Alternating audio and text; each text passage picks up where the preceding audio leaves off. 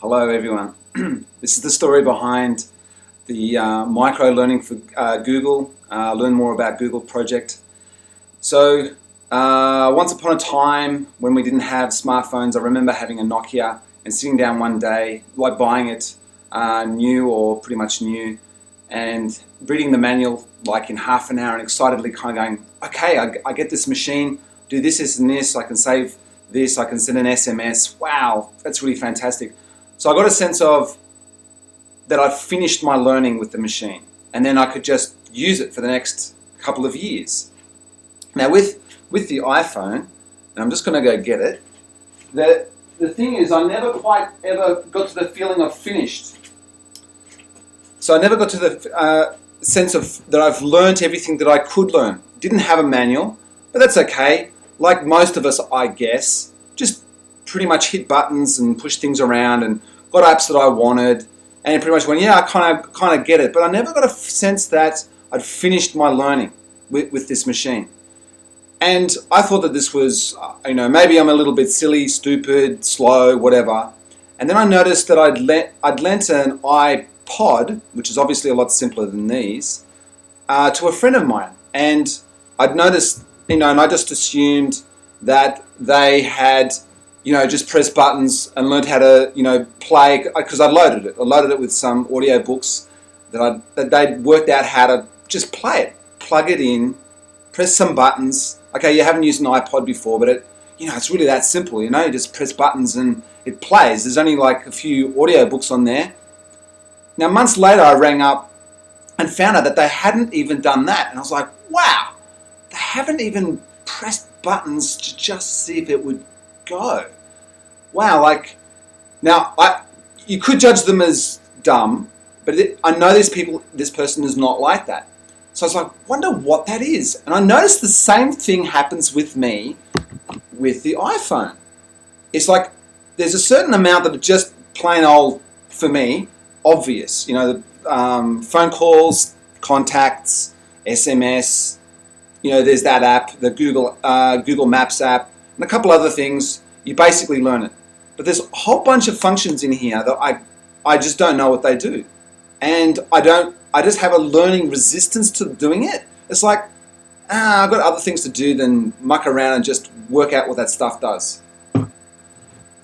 And so I know it's the same function with Apple iTunes. Apple iTunes is a whole bunch of stuff on my Mac, which is what I'm shooting on now, MacBook.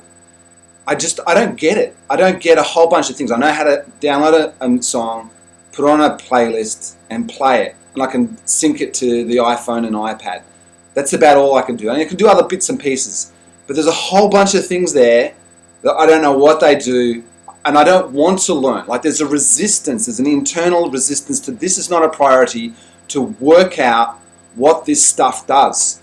And perhaps I really wanted to learn. Perhaps I really want to learn it and use it, but nobody is selling it to me. No one's saying, hey, this is what it does. It's like the software is expecting you to just work it out, or that your friends are going to tell you, or there's this upsurge of inspiration and time to just work it out. And that's not really true for my friend with the iPod. For her, it wasn't enough of a priority to just play with it, or she had a learning resistance, or she assumed that she was dumb and couldn't even work the iPod, which is amazing in contrast to that I just worked out an iPod. So, but the thing is, I've seen this learning resistance in nearly all, shouldn't say all of them, so many other technologies. So there's this MacBook, the back end of it, all the kind of manipulation back end is it. I've just assumed there's like 40% of things that I just have not a clue. I shouldn't say I don't have a clue. It's not a priority for me to go in and try and work out, go online, look at the YouTubes, go to the forums, ring up. I used to have the paid Apple iCare, ring them up saying, what do I... You see, that's the point. If I ring up Apple iCare, which is a premium, best, this is how you learn or problem solve what you want to learn. I can't ring them up and say, hey, what should I learn? It's like a dumb question. They're like, well, but what do you want to learn? So it becomes this sort of like nobody knows what to teach me. There's no leadership, right? Because I'm ignorant of what I should learn, and they're not being a leader to show us. They're there just going, oh, you've got that problem? Okay, we'll solve it for you. Oh, you've got this problem? Okay, we'll solve it for you. Oh, you want to set up this movie thing? Okay, well, this is how you do it, blah, blah, blah. You install this, blah, blah, blah. They can do that. Once they have an object of learning, they can help you. Once I have an object of learning, they can help you. But there's no, this is what you could learn. There's no sales. There's no, this would be really cool for you. Anyway, so I've learned to say that, okay, this is the story behind it. So the same thing was happening with Google Drive, Google Docs, Google Drive. I would be there, I'd make a few documents, but that would be about it. But all of that, like how to look after it and folders and what are those other buttons? I don't know. I don't know. And it was like that for years. And I just knew, okay, if I got a document, I put it on there. It's like Word. Okay, it's Word. And if I want it, it's in my account and I'll find it somehow. If there's a document I really want, I'll search for it and I'll just scan through the stuff but it won't be organized. It won't be neat and tidy. And maybe I'll lose it, but I probably won't lose it. It's in the cloud. That'll be fine. But I knew that I didn't really know that whole thing. And okay, so that's the point. But what I also noticed with other friends is if I was helping them with, say, Gmail or Google Docs or how to use the iPhone better or iPad or whatever it is what they were using, if I would suggest it, quite often friends would say, but don't change any settings. Don't change any settings. They were like completely freaked out if I would change anything. And like I jokingly would change like the themes in Gmail on a friend of mine just to sort of, I was being a bit cheeky, but it was like, you just change it to flowers in the background or trees rather than the basic user interface of Gmail. It's kind of so boring. And like, there's no functional change. But these other friends, like that friend and other friends that were so, don't change anything other than they were just freaked out. And I was like, why are people like that? Okay, there's this learning resistance. It's the same, I'm assuming it's the same thing for me. It's like, I only want to learn this, and all that other stuff I don't understand, and because nobody is selling it to me, or promoting it to me, or giving me a premium way of learning it, or that I see it as an object that I would like to learn and it would benefit me. So there's a whole bunch of stuff there. So it's kind of the same thing. It's a resistance. It's not a priority to learn it, and also like I don't have time or I don't know what it does. So, okay, so that's Google's Google Drive, which is kind of cloud storage, right? And with Google Plus, it ends up being cloud storage with the videos and especially photos. And I also noticed with Apple iCloud, again, it's the same thing. I don't understand how this works. It's saving photos there. I can kind of access them, but I don't know where they are. I don't know why there's these copies over here and over there. I don't get it. But it's just not a priority for me to learn. I trust that it's there. If one day, someday, I've really got to find it, I'll sit down and dig through and find it or search it somehow. And again, the same thing with Dropbox. It's this thing that's just somehow got on my computer and it's just automatically doing stuff. And then, does that make sense? Like, they're the same things, and none of them that I work out do I understand how I learn. So one day, someday, about a month or so ago, I was at Google's offices in Sydney, sitting in the audience with other entrepreneurs, listening to the Google Drive development team for mobile. And they were showing a graph. So they're talking about the user interface changes and how every time they do a user interface change, and there's kind of been about 4 of them now since Google Docs, Google Drive has existed. Each time there was an interface change, there would be a drop in satisfaction. They'd have a way of measuring that. And now the person communicating this, like, they care, and the way that they were saying that to the audience was, hey, you entrepreneurs, when you have user interface changes or feature changes that affect people, they basically don't like it. if you force it on them, because they've got to go through a learning curve. And I'm sitting in the audience going, yeah, absolutely, like it's kind of annoying. The thing is, they never said how to smooth the learning curve out, just that make sure that what you're going to give them, the new thing, is like that much better, because they basically will be forced to change to learn this new thing, but it's better for them anyway. It's kind of like tough love. And I'm like, I went away and I was like, wow, that's amazing.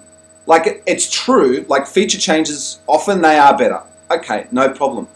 But I shouldn't say callousness, it's like there's a missing opportunity to make that learning smoother, more fun, more slower.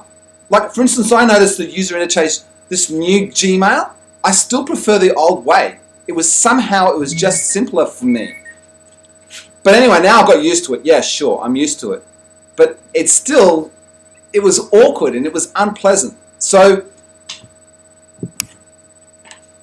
that's just a missing opportunity. So what I'm trying to say is, if you average, this is a representation of arbitrarily 40 features and things that you can do with Gmail or any technology. Like, to say it's the iPhone or any technology we use.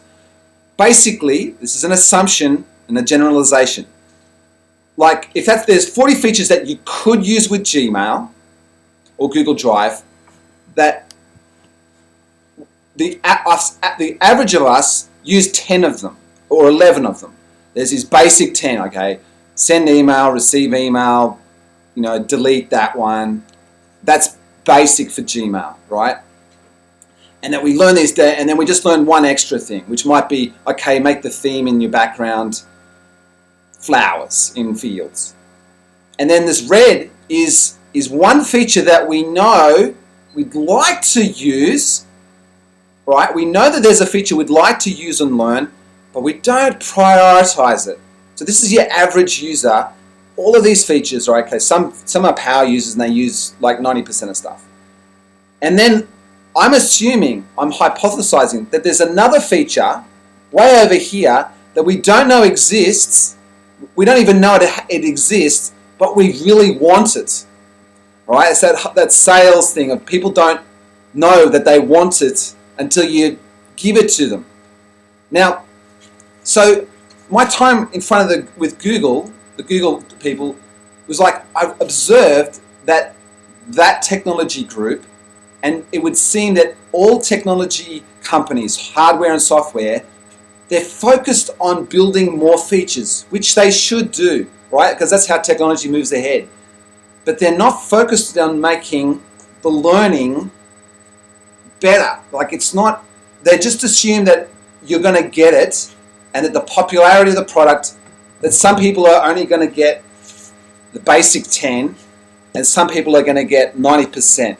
Like, we're all different. Like, for me, I'll probably get 15 of the features, right? I'm not a basic user. I'm kind of a moderately heavy user, but I'm not a heavy user. So what I'm noticing is that like Google, like nearly all of the help sections of this hardware and Google, it's like a reference book.